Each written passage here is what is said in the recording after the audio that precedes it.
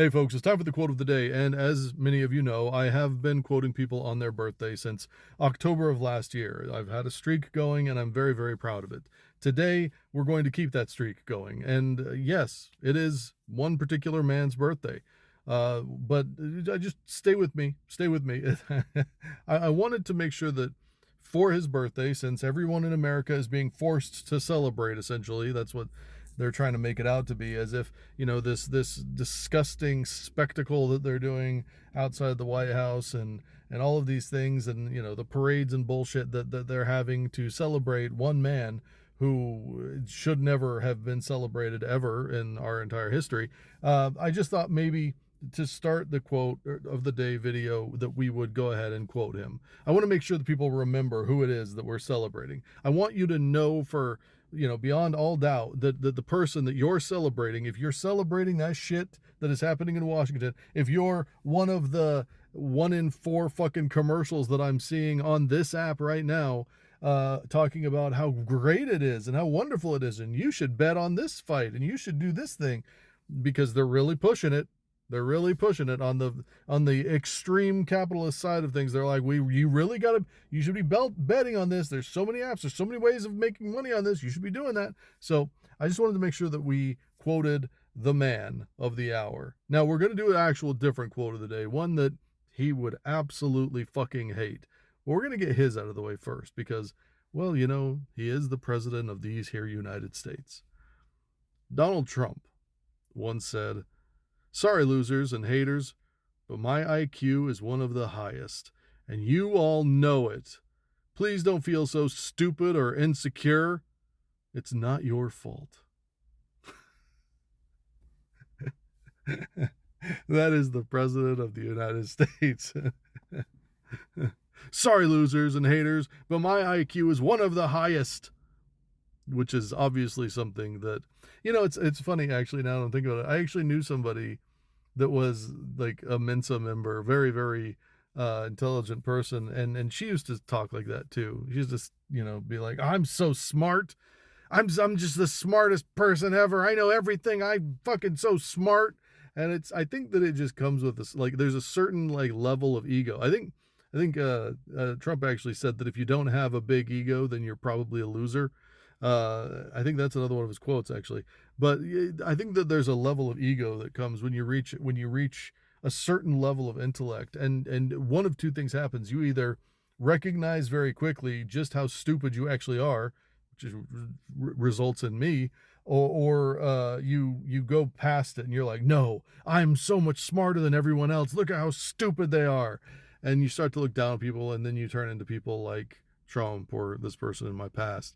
And I just think it's funny because, like, you really shouldn't be like that. You should let go of that shit. Yeah, I'm relatively intelligent. I really am. But fuck, I'm not. That doesn't mean I'm smarter than anybody else. It just means that I have a different sphere of knowledge than other people.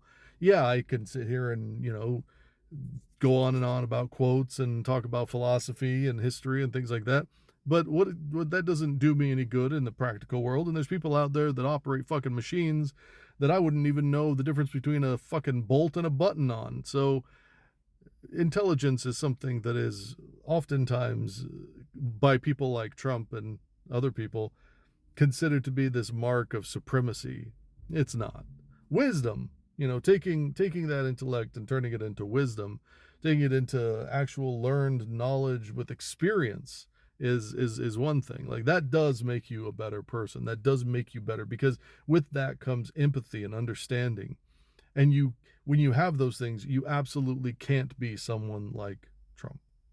But you can be like somebody that I'm going to quote next. And like I said, I'm quoting him because it's his birthday, but I'm also quoting him because I know that our president, if he knew anything about this video, if he knew anything about what I do, if he had the ability and the attention span to actually sit and listen, and instead of being like a fucking 3-year-old child, I promise you that he would be seething if he knew that I was, instead of going with his quote of how stupid everybody else is and how great he is, that I was instead quoting Che Guevara. Now, Che Guevara, I could make two hour videos of Che Guevara and not touch everything on his life. If you don't know who he is, I I, I don't know what to do for you. He is literally the icon and the face that most people will think of when they think of a revolutionary. They picture an image of Che Guevara. That I'm not even fucking.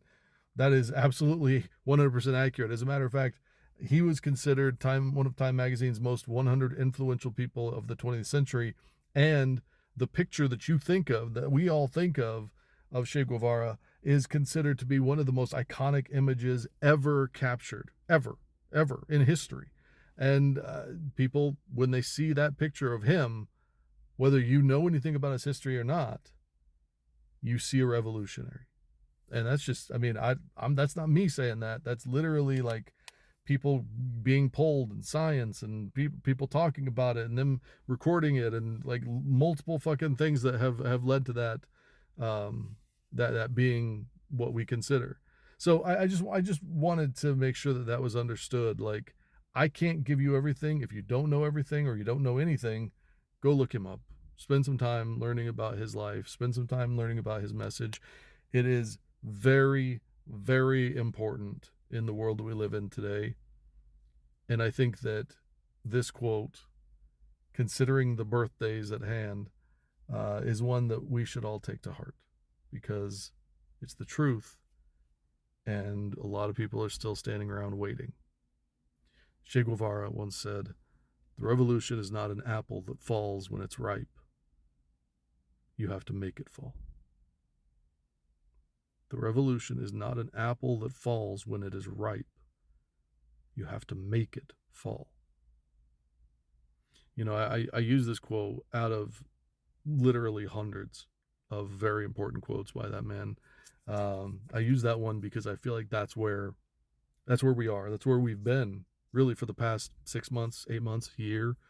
I mean, I think, if I'm not mistaken, I think today is the anniversary of the first No Kings rally, the first No Kings March, whatever it was.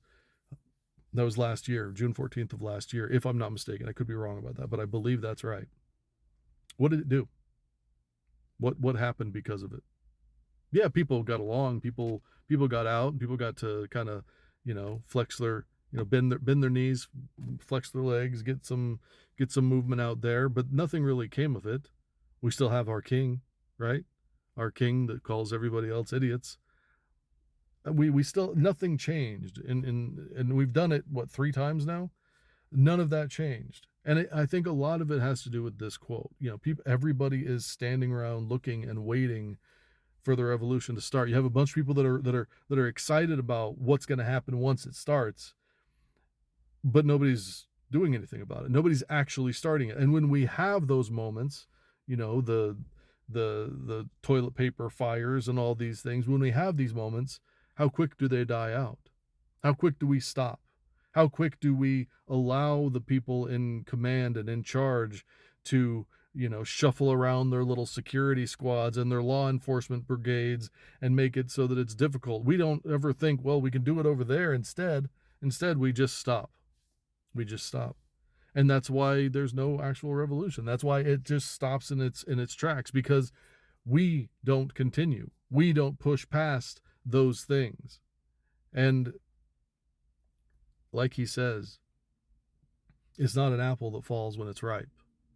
You have to make it fall. You have to shake the fucking tree. You have to go up there and you got to cut some fucking limbs if you got to. You got to get it down.